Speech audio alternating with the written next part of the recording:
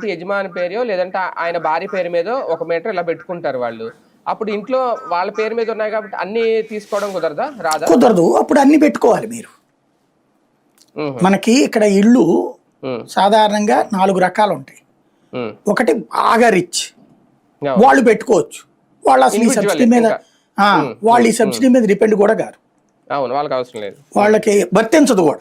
ఇది ఓ రకంగా చెప్పాలంటే వాళ్ళకి తీసుకోరు. అది హై రిచ్ ఫ్యామిలీస్. వాళ్ళు ఒకటి, వాళ్ళు ఎందుకు వాళ్ళు పెట్టుకునే వాళ్ళు ఉన్నారు, ఆగే వాళ్ళు ఉన్నారు. ఆగే వాళ్ళు ఎందుకు ఆగుతారంటే, ఇప్పుడు ఇది పెట్టినప్పుడు ఆ పై ఫ్లోర్ లో పెట్టేస్తాం, అది క్లోజ్ అయిపోతుంది. ఇక ఆ ఫ్లోర్ దేనికి వాడడానికి పనికిరాదు. వీళ్ళు సాధారణంగా ఏం చేస్తారు, పై ఫ్లోర్ లో కాస్త ఎంటర్టైన్మెంట్, గానా బజానా, మందు కూర్చోవడం ఇట్లాంటివి చేస్తుంటారు. లేదంటే భవిష్యత్తులో చేసుకోవడానికి అది పెట్టుకునేటప్పుడు. అందుకని వాళ్ళు దానికి ఇంట్రెస్ట్ చూపించేవాళ్ళు తక్కువ. కానీ జాగ్రత్తగా చుట్టూతా ఒక దీనిలాగా పెట్టించుకునే వాళ్ళు ఉన్నారు. అది వాళ్ళకి. ఇంకోటి, వాళ్ళకి కరెంటు బిల్లుల గురించి పెద్ద సీరియస్ గా తీసుకోరు వాళ్ళు. ఇది ఒక రొటీన్ అనే ఫీలింగ్ లో ఉంటుంటారు. ఏదో రూపాయి మిగుల్చుకుందాం అనేటటువంటిది ఉండదు.